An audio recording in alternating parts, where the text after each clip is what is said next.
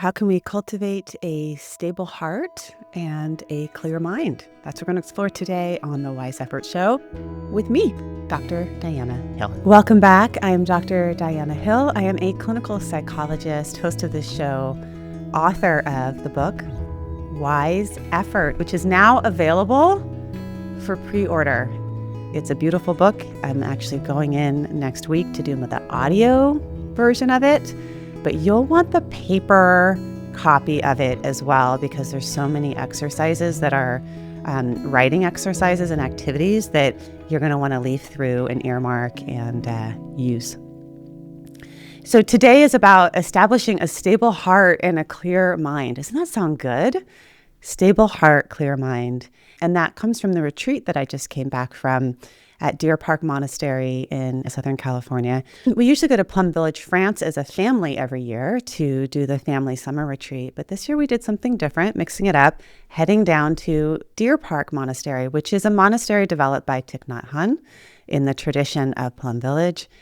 And you really immerse yourself in the full activities of monastic living within a community with these families while you're there. So you do everything from early morning meditation, walking meditation, eating in silence, stopping with the bells, noble silence in the evenings and morning time, attending Dharma talks, which are the talks from the monks and the nuns that live there. You sit in circle with other families and you learn a lot of these practices to stabilize the heart, to clear the mind, so that when you come back home, you can bring that stable heart and clear mind to your family, to your work, to your community. And we've only been home a week, but last night was one of those massive family blowouts. I don't know if you ever have these family blowouts. Not a shouting match, but the disruption of the community body, the family body that can happen. And I was like, wow, how is this happening so quickly, so soon? We just spent a whole week together on a meditation retreat, and we're just back at some of the same patterning. We were up late. It was 10:30. This is what happens with summertime. You're you're eating later and later. We're around the solstice right now, and you go to bed later and later. And my kids are super into music right now, so they're just playing guitar nonstop at night. And how can you interrupt that as a parent? They're playing guitar. It's such a beautiful thing. But the kids got into some kind of argument and they all ended up in my bedroom. I was reading in bed. I had my eye mask on my forehead. I'm exhausted. I'd been up since 5, ready to go to sleep, full day of clients. And as teenagers do, they always like to bring up the deep conversations at the times when you have the least amount of resources available. So my husband's in there, my 2 boys are in there, and some of the fights surrounded around one boy putting the other boy in a headlock earlier in the day. So how do we show up to that? Stable heart, clear-minded, to our families. How do we show up to conversations in the workplace where we feel irritation or differences with a stable heart and clear mind? How do we show up for ourselves? How do we show up to the news feed with a stable heart and clear mind? And also knowing that our showing up with a stable heart and clear mind is what is passed on intergenerationally, or even just passed on in terms of our stability with another human, could lead them to be stable with another human. Clear-mindedness in the grocery store, or clear-mindedness in your interactions with your parents, could lead them to have clear-mindedness in their interactions, stable heart in their interactions. And then we start to have a nice flow of wise effort. There was a landmark epigenetic study published in Nature Neuroscience in 2014 by Brian Diaz and Carrie Ressler at Emory University. And one of the nuns who was at Deer Park shared about this study. Sister D, as they call her, had gotten her medical degree at UCSF before becoming a nun. So she integrates a lot of science into her talks. And in this study, the researchers pumped the smell of acetophenone, which is a cherry blossom smell, into the cage of mice while they shocked them with electric shocks. And they did this over and over so that the mice developed a strong fear response. They would freeze in response to this smell of cherry blossoms. What was remarkable was that their offspring, even though they were never shocked, and even though they were raised separately, showed a heightened sensitivity and fear to the same smell of cherry blossoms. And that this lasted for 2 more generations, for some even 3 generations, right? They found changes in the structure of the mice's olfactory bulbs in the brain regions that process smell in these generations that were never shocked, but that were exposed to this smell, which is the idea around traumatic experiences can be biologically inherited through these changes in gene expression. Without altering the DNA sequence itself, it's changing the expression of the gene. So why do we develop a steady heart, clear mind? If you're a parent, in part because of that, because you do not want to be passing on intergenerational stress onto your kids. And we don't need to do that for each other. There is enough stressors on us collectively and individually right now. So I'm going to give you in this episode 5 strategies to help you develop a stable heart and a clear mind. And some of these are going to come from lessons that I learned at the retreat, but they're also going to come from other places where I've been dipping my big toe recently. Some people and some practices that are influencing my own stable heart and clear mind.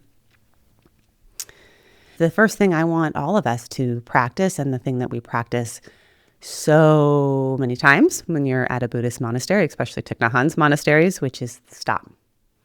Thich Nhat Hanh taught that mindfulness had 2 wings, stopping and looking deeply. And you can't look deeply unless you've stopped. It would be really hard for me to look deeply at what was going on and hear what was going on between my children, or even for myself, if I was still reading my book, or if my eye mask was still on my forehead, or if my husband was, pacing about the room. We all had to stop. We had to stop. And this stopping practice is it's a noble pause. It's a respect for each other. At the monastery, when we first got there, we were on the heels of one of my sons graduating, just the end of the school year crazies that happened for all of us, intersecting with all sorts of other personal things that were happening in our family.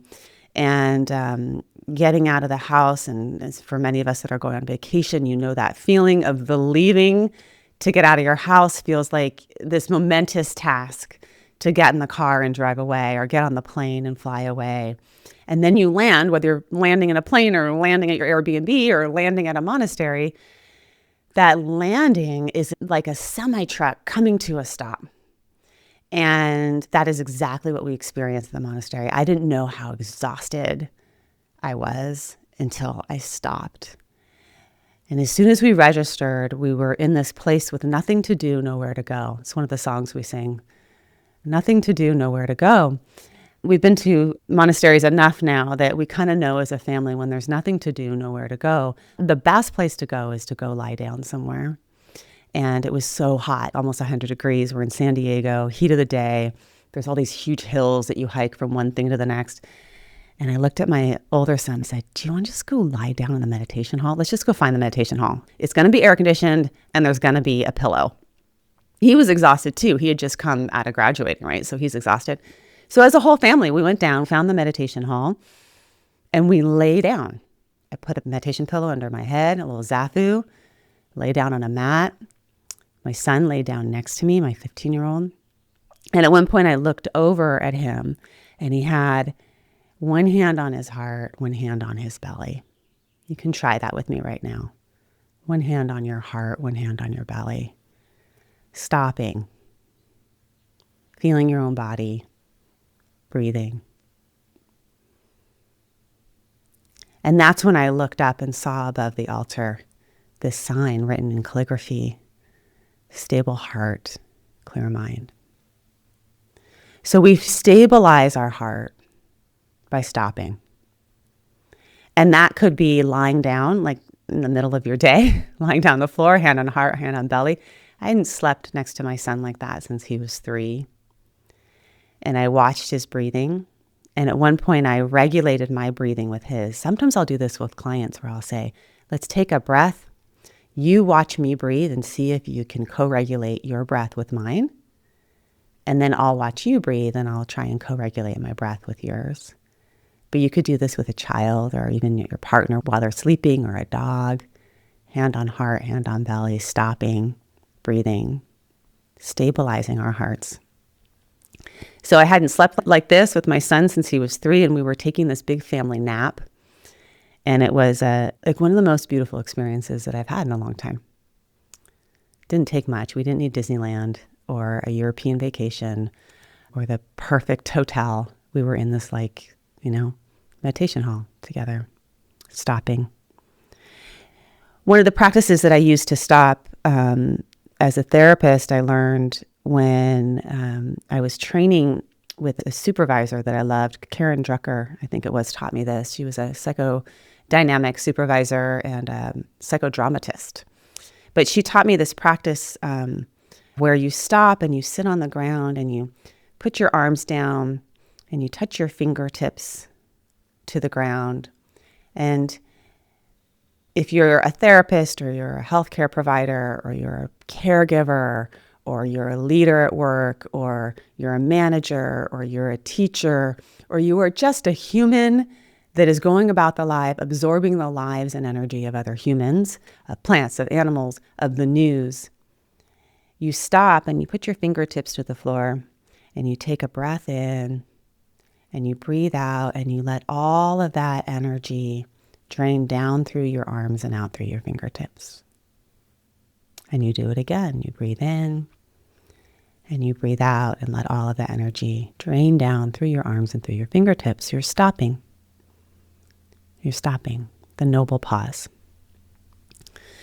So there's lots of ways to stop. And the key is that, if you don't stop enough, it will be a semi-truck experience and you'll feel it. You'll feel it on your first few days of vacation. You'll feel it in the first few hours of not picking up your phone, that urge to pick up. You're just stopping the activity of running away. And when you stop and when you co-regulate and you stabilize your heart, you make it safer to be in this world. Not only for you, but for others around you, because they can feel that presence, like I could feel it with my son. Sister D wrote a book on trauma and mindfulness, and she also wrote a book of poetry, and I purchased her book at the little bookstore and was reading it while I was there. And she has a beautiful poem called Life Without Boundaries, where she writes, "Safe to myself, I am safe to the world. At ease in myself, I am at ease in the world. At home in myself, I am at home in the world. Healing myself is healing you deep within." So this is how we transform the smell of cherry blossoms that were causing shocks, right? Maybe your own home is a shock to yourself. How we transform that into healing and safety. We stop and we stabilize. I want you to find ways to stop. It is an act of resistance, as they would say at Deer Park Monastery, at Plum Village. It is an act of resistance to stop because we are so busy. We're moving so quick. We're so pulled on to the next thing. We're harming each other and ourselves when we don't have the capacity to stop. If you're in an argument or in a conversation or just in your day. And you can do that through mindfulness bells, which, I've shared a lot about, that I have that bell that rings, but also knowing what your own inner mindfulness bell is. Your children needing to talk to you, even if it's 11 o'clock at night. Your spouse, your dog, your own inner feelings of sorrow or uncertainty or fear that need tending to. We stop. Stable heart, clear mind also requires that you put down what you are carrying. So this is the second step. Put down what you are carrying. There's a lot of Zen stories about this, but I experienced one firsthand at the monastery. After I stopped and we took our big family nap, we were assigned our working meditation. Everything is done in meditation, right? So service meditation at the monastery means that you are meditating while you are serving, whether you're cleaning the toilets or you're chopping vegetables or you're doing what we did, which was arranging the cushions in the meditation hall and sweeping. I usually choose the hardest form of service meditation. I'm sort of like a, go for it kind of person at the monastery, but that stopping helped me see how gentle I needed to be on myself and the gentleness that our family needed. We drive hard in our family. We are a family of achievers. And it was really a gift to go to the monastery and do the working meditation and say, we're going to take the easier, softer path here. And we're going to set up the cushions in the meditation hall, kids. It's air conditioned and it's lovely to sweep. I love sweeping. So before we went into the meditation practice, one of the monastics gave us 2 instructions for our service meditation, which has to do with putting down what you are carrying. The first instruction was, there's always more to be done at the monastery. As soon as you are sweeping the little yellow tipu flowers out the door, little yellow tipu flowers are coming in the door on the other side. As soon as you are picking up the coffee cups and teacups outside, people are putting them down. You are straightening the zafus and the cushions and lining them up. And there is another monastic that is seeing how crooked they really are after you have straightened them. So there is always more work to be done. And when the bell rings, when the work is done, even though it is unfinished, the work is done. So when the time is up, the work is done. You put it down, you put it away. You allow the flowers to stream in. You allow the cushion to be imperfect. And that can apply to our lives, right? Because what's happened, I think, that's destabilizing our hearts and cluttering our minds is that we are going faster and faster and faster, and we have more and more and more work coming in, sort of the Lucille Ball chocolate factory where she's stuffing the chocolates in her mouth and then in her bra and her pockets, and as the conveyor belt goes faster. We're experiencing that collectively with technology as more information comes at us.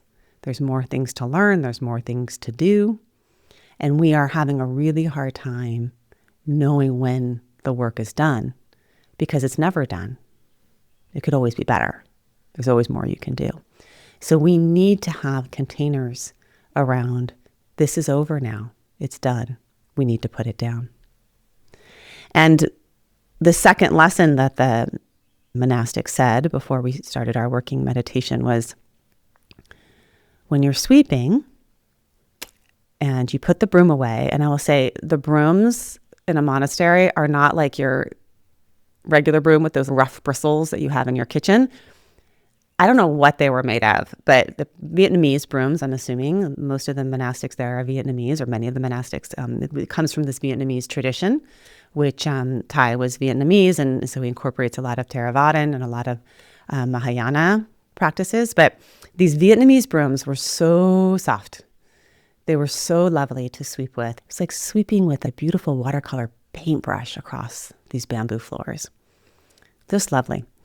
But the monk said, when you put the broom away and you walk away, ask yourself, am I still carrying the broom? We are still carrying the broom. And that is what is so stressful for our systems, right? We end the conversation, but we're still thinking about the conversation. We close the social media, but we're still ruminating on what we saw. Some of us are carrying brooms from decades ago in our relationships, resentments, rifts. We're carrying the broom of worry, even though we've left the doctor's office, right? And the carrying of the broom is something that changes the way that we see our experience. Because if you're walking in with the broom in your mind, the preconception, it's going to color what you view that's in front of you, right? So in that moment with my kids and my family, I had to put my own broom away and my own preconceptions so that I could hear my kids. There's been some interesting research on this. I've mentioned that I'm going to tell you about the things and people that I'm into. I've gotten into Dan Brown, who was a Harvard-trained clinical psychologist who researched long-term Tibetan meditation practitioners and was a Tibetan Buddhist scholar. He's known for his sort of rigorous integration of Western psychology with these high-level Mahamudra and Dogen practices. And I've been studying his work through a teacher in my community, Radele Weininger, who's part of the Mindful Heart programs that I've known for a long time. And Dan Brown did some studies on long-term meditators in the Tibetan tradition, people that had over 30,000 to 50,000 hours of practice. And when they showed them distressing or emotionally evocative images, like images of violence or suffering, they compared their brain activity to non-meditators who were shown these same evocative images. The Tibetan meditators had higher initial activation in the brain areas associated with empathy and emotional awareness, so the insula and the anterior cingulate cortex. But when the image went away, their brains went to baseline much faster. As opposed to the non-meditators, the brains stayed at that activated state. The meditators weren't suppressing their emotions. They were actually more attuned to the suffering, but they didn't get stuck in that reactivity loop. They can put the broom down. They cultivated this capacity to feel deeply without carrying it into the next moment. And this aligns with these Mahamudra practices where you're allowing things to arise and pass in this broader space of awareness. Okay, so the takeaway is put it down, let it go, let it be. There's a great song by Angie McMullen called Letting Go. And she says, I've been learning about letting go, how to do it without my claws scratching the surfaces. So we put it down, put the broom down, put it away when you are done. That's the second step. First step is stop. Second step is put down what you are carrying. The third step for a stable heart and a clear mind is to learn how to sit at the back of the heart. This is a meditation practice that I've been doing for a number of years, sitting at the back of the heart, but it's also just a awareness practice that I can do when I'm with people or with my clients. I can sit at the back of my heart and have my clients' distress or activity or worry at the front of my heart, so that the back of my heart is where I kind of hold it. And I have more meditations on Insight Timer now that are walking you through this practice of being at the back of the heart. It's very linked to these Mahamudra Tibetan practices where you are leaning into spacious awareness, loving awareness, as Jack Kornfield would call it. And at the monastery, one of the monastics was giving a Dharma talk and wrote on the big whiteboard. They're like teachers, you know, they like have these whiteboards and you take notes and the whole thing. But they wrote on the big whiteboard, the symbol in Chinese, the Chinese character for mind, which is really the character for heart mind. It's the same. Heart mind and mind are the same character. And what it looks like is these three small dotted strokes at the top. They kind of resemble like little droplets or they're interpreted sometimes as flames. And these little three drops are often interpreted as flames of emotion or the movement or activity of the heart mind, the sort of dynamics of feelings and impulses and transient thoughts, right? So you have these three small strokes of all the activity that's at the front of the heart, right? The stuff that's going on. And a lot of us spend a lot of our time at the front of the heart, all caught up in the flames of emotion, or all caught up in the activity of the mind, or all caught up in the impulses, right? But then there's this long bottom stroke that curves along the bottom like a boat shape underneath the three small dotted strokes. And this long curved bottom, which is almost like a hand holding the three strokes, or a boat, or you can imagine like a cradle. These are often seen as the container or the foundation of the heart mind. And they represent the stability, the seat of awareness, as we often call it, the consciousness, the depth, the compassion that holds it all. So we sit at the back of the heart, or we sit at the bottom of the heart.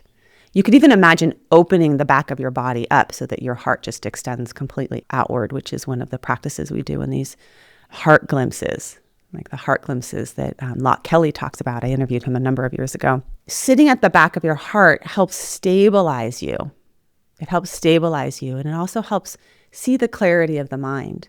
So even though you're going to still have thoughts popping up, you're going to still have emotions popping up, you're still going to have impulses popping up, when you sit at the back of the heart, you're doing what in ACT we call self as process or self as context, and you're defusing from all of that activity. It's not that the activity goes away, you're no longer stuck in it. You're no longer on the surface of the water. This is described as, in Mahamudra practice, the yoga of one taste. And Dustin Duperna is a teacher at Stanford who's teaching a lot on these Mahamudra practices. I really like his meditations and really like his teachings. But Dustin Duperna has talked about this yoga of one taste and taught on it. And the yoga of one taste is sort of, if we think about, the front of the heart, the activity of the heart, and the back of the heart, you could also think about that as the activity of the ocean, the waves in the ocean. Some waves are really big, some waves are really small and choppy. But the ocean itself that's holding the waves, right? You can go deep down under the ocean and you can find stillness. The yoga of one taste is that if you taste the bottom of that ocean, if you taste the waves of that ocean, no matter what you taste, they all taste like ocean. The yoga of one taste. So when we sit at the back of a heart, when we stabilize ourselves in our heart, we're recognizing that the quality, the true quality of your heart, which is love, which is loving awareness, which is holding that for our kids and for each other. When you're reading the news, could you notice, the waves that you're in with the news? And could you lean to the back of the heart and notice the sort of the heart space that holds it all, the compassion that holds it all? So that's your third practice. We stop. We put down what we're carrying. We sit at the back of our heart, so that lean back at the back of your heart practice into that loving space. And then the next piece of a stable heart and a clear mind is recognizing the impermanence of everything. This fight at 11 o'clock p.m. in my living room, this foggy day in Santa Barbara, this joy of graduation, everything is impermanent. This family road trip where I just want to pull my hair out, or this family road trip that someday I'll wish I was more present in. Everything is impermanent. Brother Popcorn at the monastery was one of my favorite brothers. He worked a lot with the kids, and the kids would just swarm him anytime they could, climb all over him, because he was just so fun and so relatable. But he was also an incredible Dharma teacher, had a really succinct way of teaching and clarifying concepts. And we had a question and answer period, and someone during the question and answer period, the monastics get in chairs and you can go up and you can sit and ask a question, and they will answer it. And the kids ask questions like, why are you bald? And the monastics give these beautiful answers like, well, we're bald because at the time of the Buddha, long hair was considered to be elevated your stature.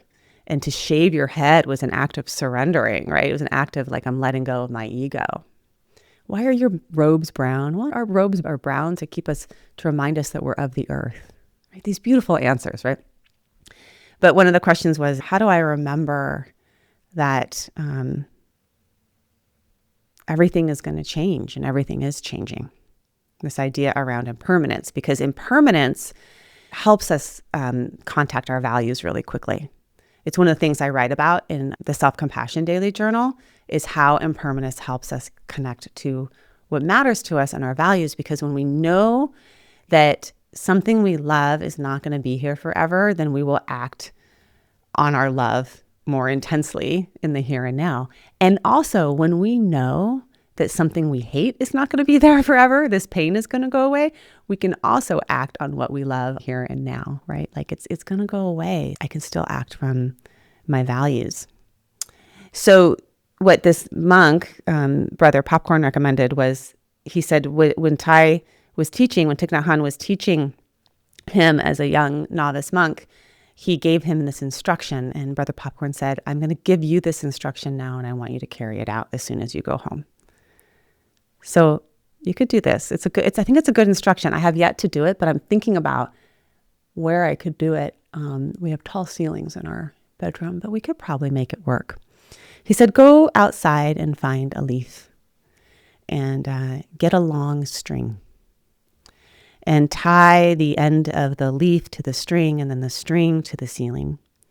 And then lower that string down so that the leaf would hover right over your face as soon as you wake up in the morning.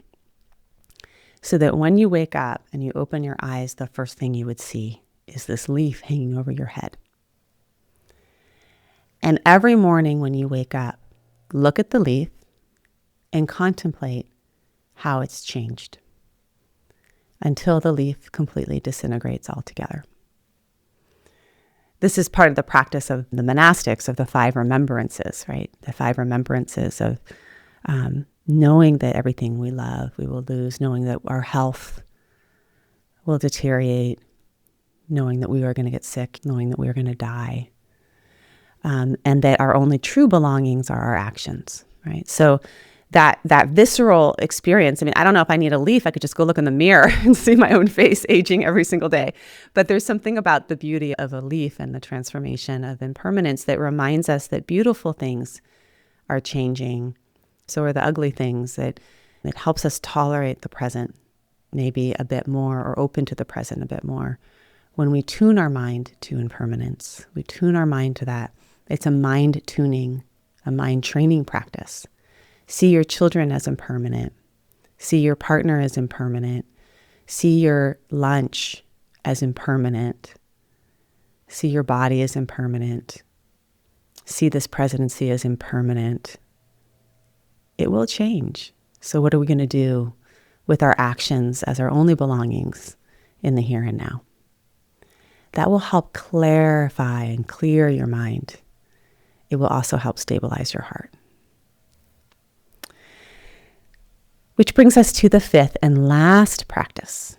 The 5th and last practice, which was just a very simple line that one of the nuns repeated to us and offered to us during one of the talks, that I repeated and talked to myself last night with my eye mask on my forehead, which was prioritize love. Prioritize love. In this moment, how do we prioritize love? And that is, when you ask yourself that, you may find that a different answer comes to you at different times. We did a closing practice that we do at the monastery every time, which is the beginning a new practice. It's a lovely practice. I think I'll walk you through it at some point on this podcast. But it's a practice where you sit with your family and each person goes one at a time, and actually they do it in a group. So we're in a circular building, view of the San Diego mountains, these families with teenagers and preteens, which was the one that we were in. And the one family will go at a time. Of course, my family went first. My kids offered to go first. They're like so used to this now. They're like, we'll go. And you do this beginning a new practice where you turn to each family member and you say 4 things. You start by saying thank you. You thank them for qualities about who they are. And then you say, I'm sorry. You apologize. I'm sorry for how I've harmed you. I'm sorry that I put you in a headlock for 4 minutes and trapped you there at camp. And then you say, it hurts. It hurts when you do this, or it hurts when we do this. And then you say, the way out. The way out is this. Maybe we could find more harmony through this. Maybe I could change this. Maybe you could help me by doing this. Thank you. I'm sorry. It hurts. The way out. And that is prioritizing love. As Ty would say, love has no pride. Love has no pride. So we prioritize love. We prioritize love. We begin anew. And even if it's messy and jumbled and not perfect and 11 o'clock p.m. at night, if we can remember love,